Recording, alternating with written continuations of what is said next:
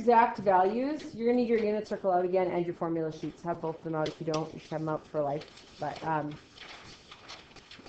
when they ask for exact values, they're asking for values that are not decimals. And they're often asking for values that are on your unit circle. Okay? So sine pi over 12, we're going to look at that as if it's a degree just for now. So can you turn pi over 12 into degrees, please? Into degrees.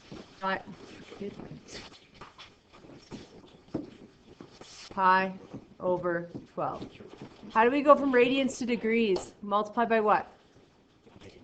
180 degrees over pi, so we keep that degree symbol, correct? And what's 180 divided by 12? 15 degrees.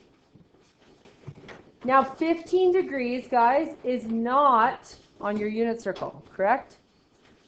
We have 30, 45, 60s, 90s, and 0 degree reference angles on our unit circle, but we do not have anything else. Is that yours? Someone else's calculator? Can you grab it for me? Is it Sean's? Yeah. Saving Sean one calculator at a time. You're welcome. Thank you. Okay. So, sine of pi over 12 isn't on our unit circle, but we need to find friends of it when it says exact values. This is the key thing here. Exact values means I need to use something off my unit circle to get it. So the only formulas we haven't talked about are these sum and difference ones. So we can take sine and we can add two angles to get a certain degree, or subtract with cos and with tan. So this is sine. So do we know any angles on our unit circle that we could add or subtract to get us 15?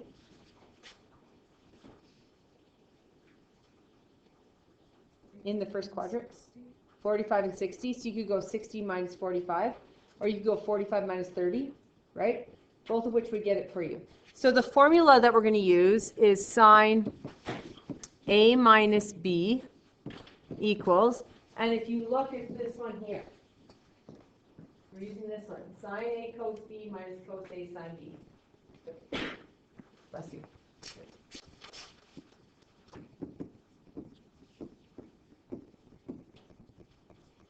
Minus sign, right?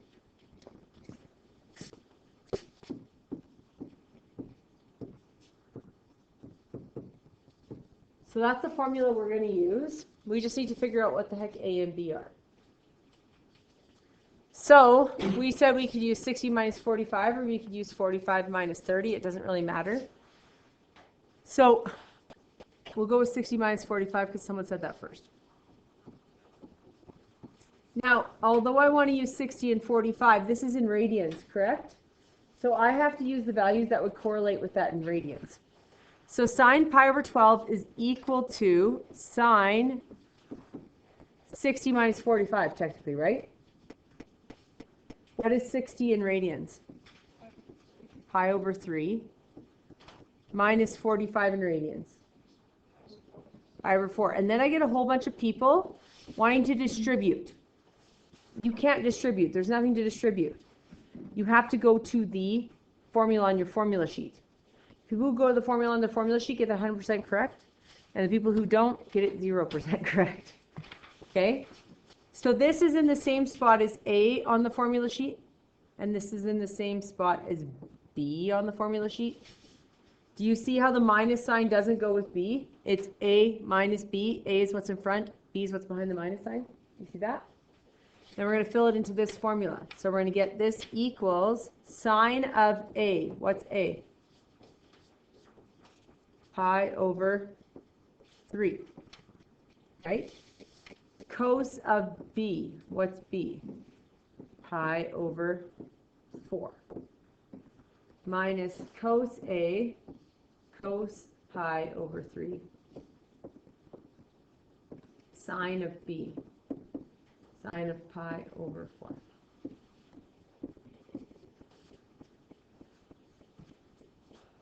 Yeah? I just filled it into the formula. Does that make sense? You went right into the formula. Now, guys, this is off of your unit circle. So this is off of your unit circle. This is off of your unit circle. This is off of your unit circle. So in the next step, I should have fraction. fraction, minus fraction, fraction. Correct? So what is sine y at pi over 3?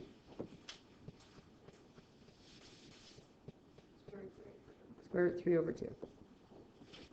Why is it trying to connect everything? Thank you, board. Pi over 4, cos of pi over 4 is? Root 2 over 2. Then cos of pi over 3, what's that? 1 over 2. And then sine of pi over 4? Root 2 over 2.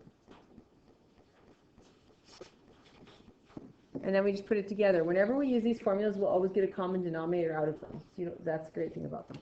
So what's root 3 times root 2? Root 6. So we're taught in grade 11 that when you multiply radicals, you multiply coefficient times coefficient, so what's in front by what's in front, and radicand times radicand, what's underneath by what's underneath. Okay? So this one, it would technically be 1 times 1, which is 1, so I don't have to write that. Root 3 times root 2 is root 6, over 2 times 2, which is 4. Look at their stocking. 4 minus, awesome. You look awesome. Great. Superb. Fantastic. I didn't say stocking on this. So that's totally fine. All right.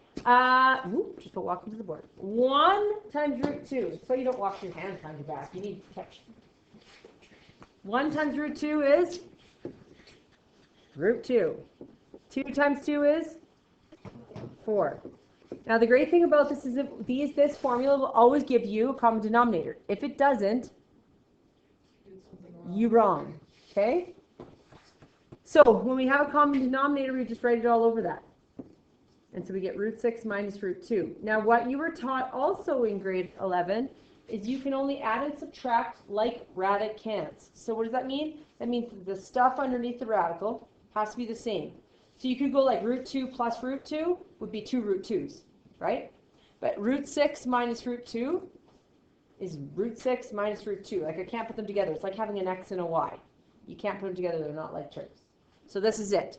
Some people try and get better than this. That's when it goes downhill. Now, what's great about this, guys?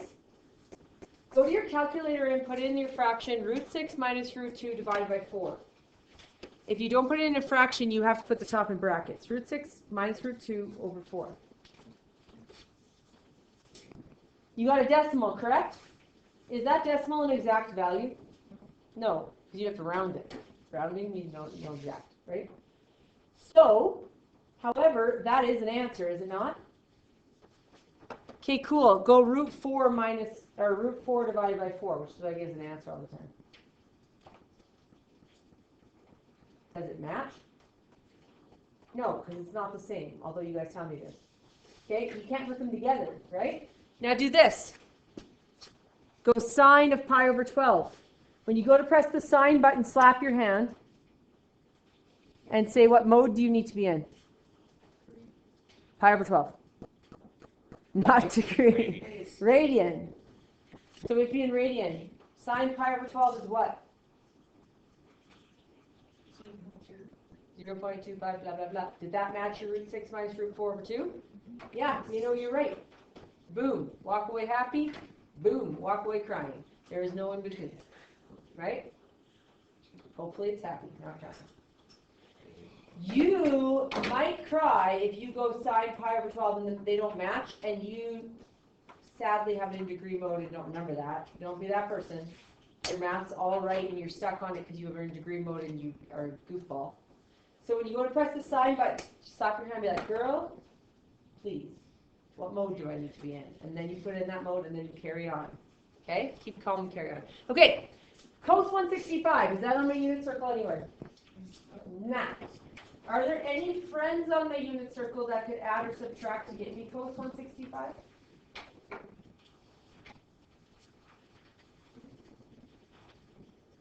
Sorry? On the unit, okay. Not 15, because that's from 2. What two numbers? You could go 2, 10.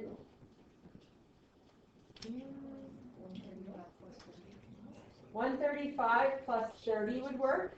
120 plus 45 would work. There's lots of options, correct? They'll all result in the same thing. So I'm going to go cos 120 plus 45. And you guys are going to use the formula cos A plus B equals cos A cos B minus sin A sin B. Try it out. Cos 120 degrees, sin 45, minus sin 120 degrees, cos, what am I writing? Help me. Okay, cos, sin. All right. So, cos 120 is what? Negative 1/2. Cos 45 over 2 sin 120. Sin 45. So we get negative root 2 minus root 6 all over 4. The formula is minus. I changed it. It is A plus B, but the formula has a minus in it. Oh, I see. See, A plus B ends with a minus sign, A minus B ends with a plus sign. Signs are correct. Signs plus, minus. All right. Tan 105. So this is the catch with tans. Everyone paying attention? You can put whatever the heck you want. You can go 60, 45. You can go other random ones. The catch with tans, though, is let's talk about this for reference angles. So if I do tan of 30, that's sine of 30 divided by cos of 30, right? So that would be 1/2 divided by root 3 over 2, which then these cancel. I'm left with 1 over root 3, and then I have to rationalize. And then I get root 3 over 3, which is a fraction. True? Or if I use tan 45, or sorry, tan 60s, tan 45 is just 1. That was a nice one. Tan of 60 is root 3 over 2 divided by 1/2, which is just root 3. Which one's actually nicer? Root 3 over 3, where you have fractions into the common denominators, or just root 3? Root 3. So whenever I'm given sum and difference tan formulas, I always try to use 60-degree reference angles. Because they come out as root 3s or negative root 3s. Okay? So tan 105, personally, I would use tan 60 plus 45. The cool thing about addition is you could go tan 45 degrees plus 60, it's the same thing. The tan formulas themselves kind of suck because they have a fraction. So if you have a fraction in a fraction, if you use this 30s, life is just harder. So tan, this is my A, this is my B.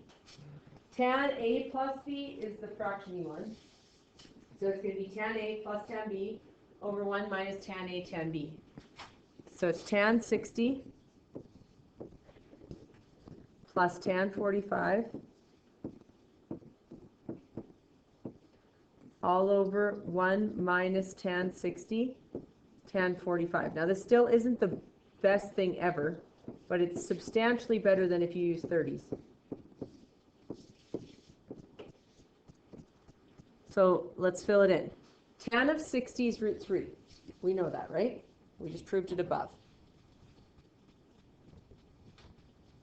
So tan of 60 is root 3 plus tan of 45 is a 1 over 1 minus root 3 times 1.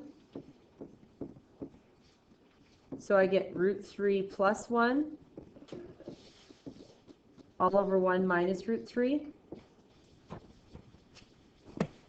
And then they taught you last year in 20-1 to rationalize.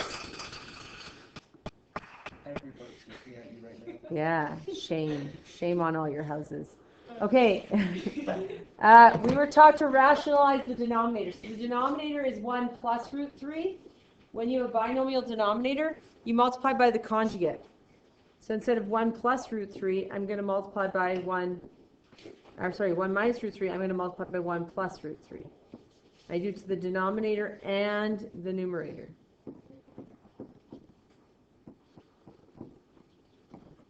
So then we get root 3 times 1, which is root 3.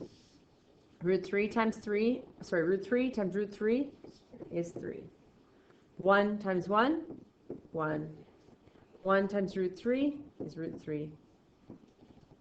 All over, and if we rationalize the denominator correctly, we shouldn't have any radicals left when we're done. That's the point of multiplying by the conjugate. 1 times 1, 1. 1 times root 3, root 3. 1 times negative root 3, negative root 3. And these cancel, which is what we need. That's why we conjugate opposite sign.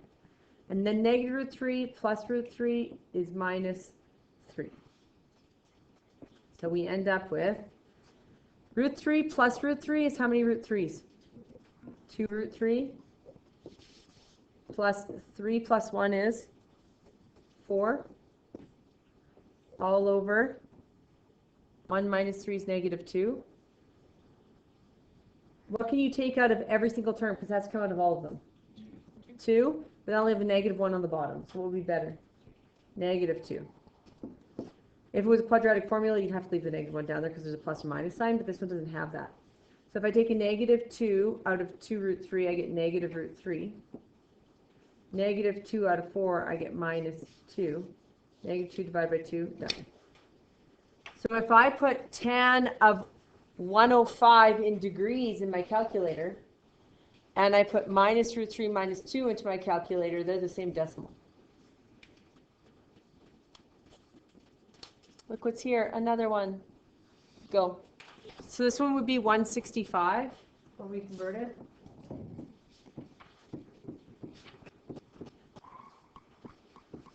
Now we want 60-degree reference angles, right?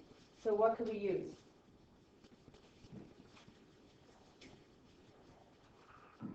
What do we use? 60-degree reference angles. You're going to end up with root 3 over 3. Really ugly to deal with. Yeah. 270 plus 6. 70 minus 120 plus 45. So we can use 120, which is tan of 120 degrees plus 45 degrees. We put in radians. So this equals tan of, what's 120 in radians?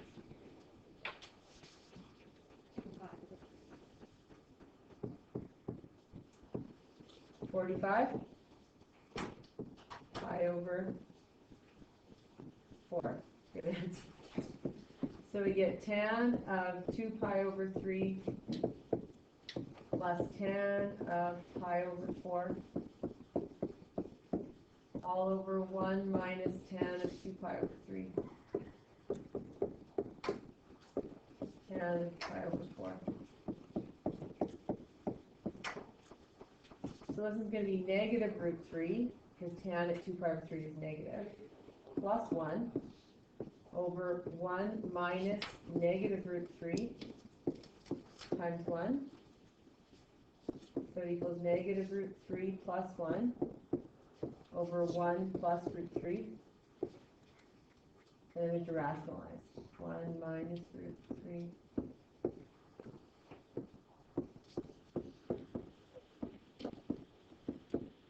So it equals negative root 3 minus root 3 minus root 3 plus 3 plus 1 minus root 3 all over 1 minus root 3 plus root 3 minus 3.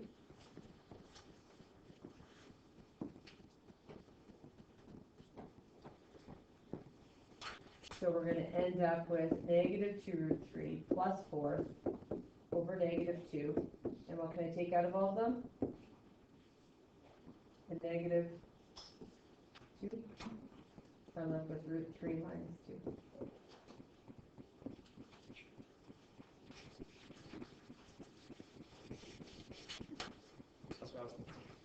right? It actually is extra.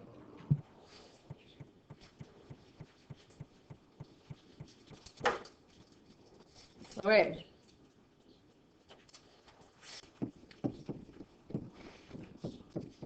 Tan 15, go.